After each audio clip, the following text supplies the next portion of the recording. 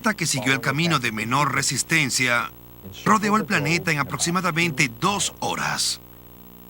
Cuando la grieta se desplaza por la Tierra, la corteza sobre ella se abrió como el rasgón de una tela muy estirada. El agua subterránea estaba bajo extrema presión, debido al peso de 16 kilómetros de roca presionando hacia abajo. Así que el agua salió violentamente de la rotura. Los cálculos demuestran que estas fuentes de agua de la grieta que rodeaba el planeta salieron propulsadas de manera supersónica a más de 30 kilómetros hacia la atmósfera. La rociada de esta enorme fuente produjo lluvias torrenciales que la Tierra no había experimentado antes ni experimentado desde entonces. La Biblia afirma que todas las fuentes del gran estallido se abrieron en un día. Y describe estos eventos hace cerca de 4.500 años. Ahora podemos unirlos científicamente por orden de causa y efecto en la teoría de las hidroplacas. Las fuentes de la Gran Grieta y el vapor en expansión produjeron violentos vientos y parte del agua que salió expulsada por encima de la helada estratosfera se congeló en cristales de hielo sobreenfriados y se formaron inmensos depósitos de hielo que sepultaron, asfixiaron y congelaron instantáneamente a muchos animales. El agua a alta presión erosionó la roca en ambos lados de la grieta e incluso arrojó los contenidos calizos de muchos mares antediluvianos. Grandes cantidades de sedimentos de esta agua turbia se asentaron en todo el planeta. Estos sedimentos atraparon y sepultaron plantas y animales, lo que formó el registro fósil. La vegetación arrancada por la inundación se desplazó a regiones donde se acumuló y rápidamente se convirtió en carbón y petróleo por procesos que hoy en día podemos reproducir en el laboratorio. Los experimentos demostraron que cuando la erosión ensanchó la grieta, su grosor se hizo tan grande que la roca comprimida debajo de la cámara subterránea se levantó, dando origen a la dorsal media oceánica que envuelve a la Tierra como la costura de una pelota de béisbol. Las placas continentales, las hidroplacas, aún con agua lubricante debajo de ellas, se desplazaron hacia abajo, lejos de la emergente dorsal media atlántica.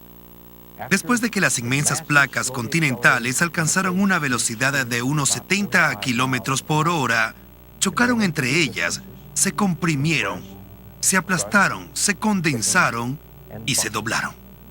Las porciones de hidroplacas que se levantaron formaron montañas. Las que se combaron hacia abajo formaron fosas oceánicas. Por eso sus aspectos por lo general van paralelamente con los de las dorsales oceánicas de las que se alejaron. Las hidroplacas que se alejaban de las dorsales oceánicas abrieron cuencas oceánicas muy profundas, en las cuales se aislaron las aguas de inundación. Todas las cuencas continentales quedaron llenas de agua, lo que produjo muchos lagos postdiluvianos. Todo lago que se formó por la lluvia o por la desembocadura de agua en alturas mayores se derramó en el punto más bajo de su margen. Esto erosionó la pequeña abertura de su borde, permitiendo que fluyera mucha más agua a través de ella, lo que cortó más rápida y profundamente los sedimentos blandos depositados por la inundación.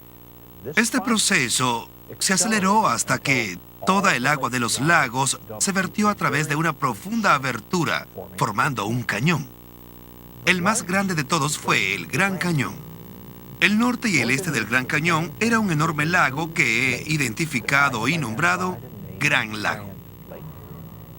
El vertido liberó más agua que los 5 grandes lagos juntos. El Gran Lago se derramó, erosionó su embalse a 30 kilómetros de Page, en Arizona, y formó de manera catastrófica el Gran Cañón, en cuestión de semanas. La rápida deposición de los depósitos por la acción de las mareas significa que hubo poco tiempo para que ocurriera la erosión entre capas sucesivas. Sobre la escala del largo período visualizado por la teoría evolutiva, debería haberse encontrado evidencia considerable de erosión y de relleno por formaciones geológicas sucesivas durante el clima que se esperaba por millones de años. Las capas geológicas del Gran Cañón son extraordinarias porque muestran poca o ninguna evidencia de erosión entre capas diferentes. En lugar de eso, vemos capas que tienen mucha más coherencia con la rápida deposición visualizada por el modelo de la gran inundación. La erosión no ocurrió hasta que todas las capas se habían depositado. ¿Qué tan rápidamente pudo ser erosionado el cañón? Los sedimentos depositados más recientemente aún no estarían completamente endurecidos, lo que crea la posibilidad de que la erosión del cañón pueda haber tenido lugar con mucha más facilidad que si estuviera convertido en roca, como lo ha supuesto la teoría evolutiva. Sin embargo, bajo las condiciones adecuadas, el agua puede cortar su paso a través de las rocas más duras, como el granito, en el fondo del Gran Cañón. Estas condiciones comprenden la llamada cavitación. La cavitación es el proceso de pulverización de la roca relacionado con flujos de agua mayores a 2.800 litros por segundo. Cuando el agua se separa por irregularidades en el canal del lecho de roca, se producen burbujas vacías que golpean como un martillo la superficie de la roca, convirtiéndola literalmente en polvo. Un moderno ejemplo de la rápida erosión del lecho de roca por cavitación es el embalse del Cañón Glen en el río Colorado, más arriba del Gran Cañón. La excesiva nevada en la parte más alta de la cuenca del río Colorado a finales de la primavera de 1983 causó una escorrentía excesiva que se vertió en el lago Powell a un promedio de hasta 4.200 litros por segundo. Esta rápida afluencia amenazó con desbordar el embalse del cañón.